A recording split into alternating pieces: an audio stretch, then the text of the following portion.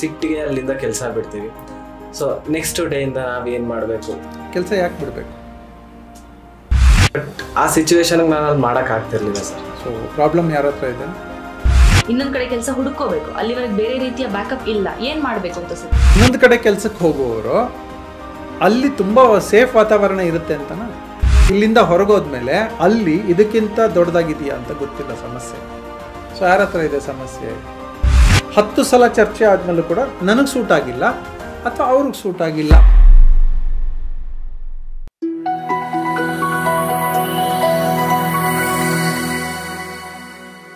Forum ಕಾನ್ಸೆಪ್ಟಲ್ಲಿ ನಾವು decision making ಬಗ್ಗೆ ಸುಮಾರು ಚರ್ಚೆ ಮಾಡಿದ್ವಿ.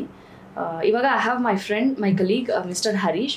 ಏನಂದರೆ ಒಂದಷ್ಟು ರಾ ಕಾನ್ವರ್ಸೇಷನ್ ಮಾಡೋಣ ಅಂತ. ಈಗ ನಾವು ಅಂದ್ಕೊಂಡು ಅಥವಾ ನಿಮ್ಮ ಲೈಫ್ ಸಿನಾರಿಯೋಸ್ನ ಮಾತಾಡಿದ್ವಿ. ಇವಾಗ ಅವ್ರದ್ದೇ ಆದ ಒಂದು ಪ್ರಶ್ನೆ ಇದೆ, ಸಮಸ್ಯೆ ಇದೆ, ಅದನ್ನು ನಿಮಗೆ ಕೇಳ್ತಾರೆ. ವಿ ವಾಂಟ್ ಟು ನೋ ಆ ಸಂದರ್ಭದಲ್ಲಿ ಹೇಗೆ ಡಿಸಿಷನ್ ತಗೋಬೇಕು ಅಂತ. So I am introducing mister Harish to you. Sir ನಮಸ್ತೆ ಸರ್. ಸರ್ ನನ್ನ ಮೇಯ್ನ್ ಕ್ವಶನ್ ಏನಂತಂದರೆ, ಫಾರ್ ಎಕ್ಸಾಂಪಲ್ ಇವಾಗ ನಾವು ಕೆಲಸ ಬಿಡ್ತೀವಿ. ಸೊ ಕೆಲಸ ಬಿಟ್ಟು ಅಂತಂದರೆ ಯಾವುದೋ ಒಂದು ಸಿಟ್ಟಿಗೆ ಅಲ್ಲಿಂದ ಕೆಲಸ ಬಿಡ್ತೀವಿ. ಸೊ ನೆಕ್ಸ್ಟ್ ಡೇಯಿಂದ ನಾವು ಏನು ಮಾಡಬೇಕು, ಫಾರ್ ಎಕ್ಸಾಂಪಲ್ ನಮ್ಮ ಹತ್ರ ಯಾವುದೇ ಥರ ಫಿನಾನ್ಷಿಯಲ್ ಇಲ್ಲ. ಸೊ ನೆಕ್ಸ್ಟ್ ನಾವು ಬೇರೆ ಯಾವುದೇ ಥರ ಕೆಲಸನೂ ಮಾಡೋಕ್ಕಾಗಲ್ಲ. ಸೊ ಆ ಟೈಮಲ್ಲಿ ಏನು ಮಾಡಬೇಕು? ಕೆಲಸ ಯಾಕೆ ಬಿಡಬೇಕು? ಮೇಯ್ನ್ಲಿ ಏನೋ ಆ ಕಂಪ್ನಿಯಲ್ಲಿ ಯಾರೋ ಏನೋ ಹೇಳಿದ್ರು. ಸೊ ಆ ಇದಕ್ಕೆ ಸಿಚುವೇಶನ್ಗೆ ನಾನು ಕೆಲಸ ಮಾಡೋಕ್ಕಾಗ್ತಿಲ್ಲ ಅಲ್ಲಿ. ಸೊ ಕೆಲಸ ಬಿಟ್ಟೆ. ಸೊ ಕಮಿಟ್ಮೆಂಟ್ಸ್ ತುಂಬ ಇದೆ ನನ್ನ ಹತ್ರ. ಸೊ ಫಿನಾನ್ಷಿಯಲ್ ಇಲ್ಲ ನನ್ನ ಹತ್ರ. ಸೊ ಏನು ಮಾಡಬೇಕು? ಕೆಲಸ ಯಾಕೆ ಬಿಡಬೇಕು ನನ್ನ ಪ್ರಶ್ನೆ. ಸೊ ಕೆಲಸ ಏನಕ್ಕೆ ಅಂತಂದರೆ ನನಗೇನೋ ಹರ್ಟ್ ಆಯ್ತು ಅಲ್ಲಿ. ಹೊಸ ಕಡೆ ಕೆಲಸ ಹುಡುಕ್ತಿರಲ್ಲ, ಅಲ್ಲಿ ಹರ್ಟ್ ಆಗಲ್ವಾ? ಸರ್ ಹರ್ಟ್ ಆಗದೆ ಇರೋ ಥರ ಮ್ಯಾನೇಜ್ ಮಾಡಬೇಕು ಅಲ್ಲಿ. ಇಲ್ಲೇ ಮಾಡ್ಕೊಳ್ಳಿ. ಸೊ ಬಟ್ ಆ ಸಿಚುವೇಶನ್ಗೆ ನಾನು ಅಲ್ಲಿ ಮಾಡೋಕ್ಕಾಗ್ತಿರ್ಲಿಲ್ಲ ಸರ್. ಸೊ ಪ್ರಾಬ್ಲಮ್ ಯಾರ ಹತ್ರ ಇದೆ?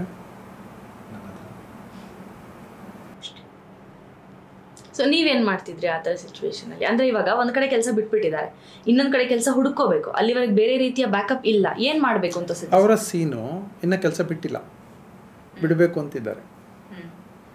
ಈಗ ಅಲ್ಲಿ ಸೂಟ್ ಆಗ್ತಾ ಇಲ್ಲ, ಹರ್ಟ್ ಆಗ್ತಾ ಇದೆ. ಯಾಕೆ ಹರ್ಟ್ ಆಗ್ತಾ ಇದೆ? ಅವರ ಎಕ್ಸ್ಪೆಕ್ಟೇಷನ್ ಏನೋ ಇದೆ, ಕೆಲಸ ಎಂಪ್ಲಾಯರ್ ಎಕ್ಸ್ಪೆಕ್ಟೇಷನ್ ಏನೋ ಇದೆ, ಇವ್ರದ್ದು ಇನ್ನೇನೋ ಎಕ್ಸ್ಪೆಕ್ಟೇಷನ್ ಇದೆ. ಪ್ರತಿ ಸಲ ಚರ್ಚೆ ಆಗುತ್ತೆ, ಪ್ರತಿ ಸಲ ತಲೆ ತಗ್ಗಿಸ್ಬೇಕು. ಚರ್ಚೆ ಮಾಡೋಕ್ಕೇನಂತೆ?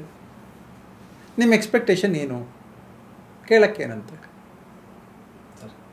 ನಿಮ್ಮ ಎಕ್ಸ್ಪೆಕ್ಟೇಷನ್ ಏನು ಅಂತ ಎಂಪ್ಲಾಯರ್ನ ಕೇಳೋಕ್ಕೆ ಎಷ್ಟೊತ್ತು ಬೇಕು? ಅಂದರೆ ಚರ್ಚೆಗೆ ಬಂದ್ಬಿಡಿ ಅಂತ. ಚರ್ಚೆಗೆ ಬರಬೇಕು. ಟೈಮ್ ಕೊಡಲ್ಲ ಅಂತಾರ? ಕೊಡ್ತಾರೆ. ಕೊಟ್ಟಾಗ ಚರ್ಚೆಗೆ ಬರೋಕ್ಕೆ ಎಷ್ಟು ಕಷ್ಟ ಇದೆ? ಕಷ್ಟ ಅನ್ಸುತ್ತೆ. ಮತ್ತು ಚರ್ಚೆ ಮಾಡಬೇಕು. ಸರ್ ನಿಮ್ಮ ಎಕ್ಸ್ಪೆಕ್ಟೇಷನ್ ಏನು, ನಾನು ಏನು ಮಾಡ್ಬೇಕು ಹೇಳಿ? ಅಂದರೆ ಇವಾಗ ನೀವು ಹೇಳ್ತಾ ಇರೋದು ವಾಪಸ್ ಎಂಪ್ಲಾಯರ್ ಹತ್ರನೇ ಹೋಗಿ ಚರ್ಚೆ ಮಾಡಿ ಸರಿ ಮಾಡ್ಕೋತೀನಿ ಅನ್ನೋ ಡಿಸಿಷನ್ಗೆ ಬರಬೇಕು ಅಂತ, ರೈಟ್? ಯಾತಕ್ಕೆ ಈ ಲಾಜಿಕ್ ಅಂದರೆ, ಇವ್ರು ಇನ್ನೊಂದು ಕಡೆ ಕೆಲಸಕ್ಕೆ ಹೋಗ್ತಾರಪ್ಪ. ಇನ್ನೊಂದು ಕಡೆ ಕೆಲಸಕ್ಕೆ ಹೋಗುವವರು ಅಲ್ಲಿ ತುಂಬ ಸೇಫ್ ವಾತಾವರಣ ಇರುತ್ತೆ ಅಂತನಾ? You never know. ಅದಕ್ಕೆ ನಮ್ಮಲ್ಲಿ ನೋನ್ ಡೆವಿಲ್ ಅಂತ ಕರೆಯೋದು. Is better than unknown angel ಅಂತ. ಅಂದರೆ ಗೊತ್ತಿಲ್ಲ ನಮಗೆ, ಇಲ್ಲಿಂದ ಹೊರಗೋದ್ಮೇಲೆ ಅಲ್ಲಿ ಇದಕ್ಕಿಂತ ದೊಡ್ಡದಾಗಿದೆಯಾ ಅಂತ ಗೊತ್ತಿಲ್ಲ ಸಮಸ್ಯೆ. ಸೊ ಯಾರ ಹತ್ರ ಇದೆ ಸಮಸ್ಯೆ? ನಾವೇ ಸರಿ ಮಾಡ್ಕೋಬೇಕು. ಇಷ್ಟೇ ಡಿಸಿಷನ್. ನಮ್ಮದು ಚರ್ಚೆ ಆಗಬೇಕು. ಚರ್ಚೆ ನಂತರ ಒಂದು ಡಿಸಿಷನ್ ತೊಗೋಬೋದು. 10 ಸಲ ಚರ್ಚೆ ಆದಮೇಲೂ ಕೂಡ ನನಗೆ ಸೂಟ್ ಆಗಿಲ್ಲ ಅಥವಾ ಅವ್ರಿಗೆ ಸೂಟ್ ಆಗಿಲ್ಲ ಅಂದಾಗ then the question of decision comes. ಅಂದರೆ ಸ್ಪ್ಲಿಟ್ ಮಾಡೋಣ ಅನ್ನುವ ಡಿಸಿಷನ್, ನಾನು ಬಿಡ್ತೀನಿ ಅನ್ನುವ ಡಿಸಿಷನ್. ಹೀಗೆ ಡಿಸಿಷನ್ ಬಂದಾಗ ಇನ್ನೊಂದು ಕಡೆ ನೋಡಿಕೊಂಡ್ರೆ ಆಯಿತು. ನಂಗೆ 1 ತಿಂಗಳು ಟೈಮ್ ಕೊಡಿ ಅಂದರೆ ಆಯಿತು. ಅದಕ್ಕೆ ನಾವು ನಾರ್ಮಲಿ ನೋಟಿಸ್ ಪೀರಿಯಡ್ ಅಂತ ಇರೋದು. ನೋಟಿಸ್ ಪೀರಿಯಡ್ ಯಾಕೆ?